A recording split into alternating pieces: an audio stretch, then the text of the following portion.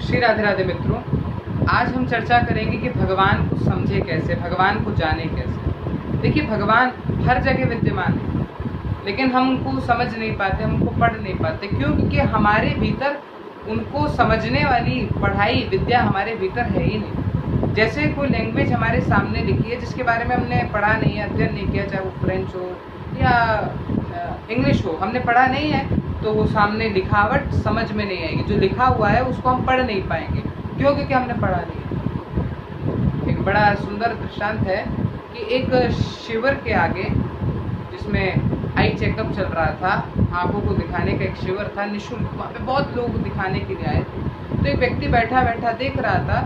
क्या देख रहा था कि व्यक्ति डॉक्टर के सामने जाता है, डॉक्टर लेंस लगाता है, थोड़ी एक दो लेंस बाद में वो व्यक्ति पढ़ने लग जाता है, जो सामने लिखा उसको पढ़ने लग जाता है। तो वो व्यक्ति भी अपनी आंख दिखाने गया और डॉक्टर से जाकर बोला, डॉक्टर साहब, मुझे बहुत तकलीफ है, मैं जो लिखा है किताबों में या सामने किसी दीवार पर तो मैं पढ़ नहीं पाता। डॉक्टर ने कहा, अच्छा ठीक है, बैठो। तो उसके सामने लेंस की मशीन लगाई और लेंस लगाया। कहा, आप पढ़ पा रहे हो? कहा, नहीं पढ़ पा रहा। दूसरा लगाया, आप पढ़ पा रहे हो? कहा, नहीं पढ़ पा रहा। तीसरा लगाया, चौथा लगाया, पांचवा लगाया।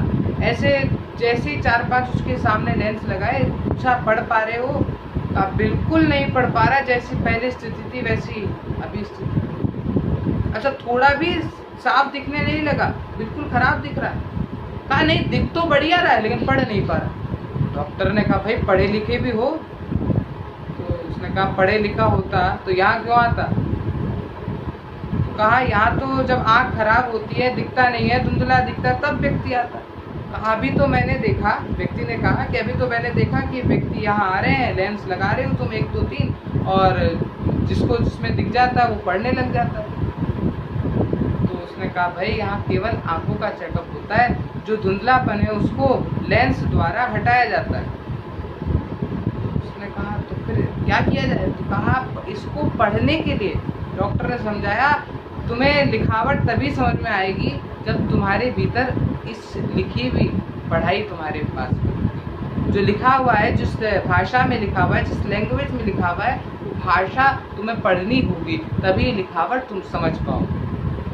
ऐसे ही भगवान लिखे हुए हर जगह, भगवान है सब जगह, जड़ चेतन जगत जीव जगत सकल राम में जानी। हर जगह भगवान है, लेकिन हमें समझना होगा, हमें जानना होगा। जानेंगे समझेंगे कैसे? जब हमारे भीतर उनकी पढ़ाई होगी। गीता जी, भागवत जी, ये सब पुराण शास्त्रों का अध्ययन होगा, इनको सुनना पड़ेगा। जो कहने वाले हैं उनसे सुनिए, नहीं खुद अध्ययन कीजिए। कैसे अध्ययन कीजिए? कैसे सुनिए? कैसे श्रवण कीजिए? तो कहा, श्रद्धा विश्वास के साथ। भगवान को समझना है तो एक ही सूत्र है, श्रद्धा। श्रद्धा आए आपके भीतर होगी तो फिर आप भगवान को समझ जाएंगे। जैसे पंडित जी आते हैं, पंडित जी सुपारी लेते हैं, सुपारी पे मूली बांधते हैं और उसको विराजमान कर देते हैं और कहते हैं, गणेश जी विराजमान हो गए, इनको पूजो। जो श्रद्धावान लोग हैं उनके भीतर श्रद्धा आ जाती है, भाई गणेश जी हैं, इनको पूजो। तो हम पूजने लगते हैं। हम जानते हैं कि ये सुपारी है, रखी रहती है, लेकिन जब पंडित जी ने उसमें आवाहन कर दिया गणेश जी का, तो हम उसको भी पूजने लग जाते हैं। ये क्या है? श्रद्धा है। हम उसको भी गणेश जी समझने लग जाते हैं। तो हमें विद्या पढ़ा दी, अर्थात वो ज्ञान दे दिया, और श्रद्धा द्वारा हमने उस ज्ञान को स्वीकार कर दिया। फिर उस ज्ञान में शंका मत करो। शंका करोगे तो फिर भगवान नहीं दिखेंगे। हमने उसको गणेश जी माना और पूजा, तो वो वही सुपारी वही फल दे रही है। इससे ये भी प्रमाणित होता है कि भगवान हर जगह विराजमान है, विद्यमान है। आपको समझना है तो श्रद्धा और विश्वास अपने भीतर लाना होगा। जय जय श्री राम। इस वीडियो को लाइक और शेयर जरूर करें। आप हमारे चैनल को सब्सक्राइब भी कर सकते हैं।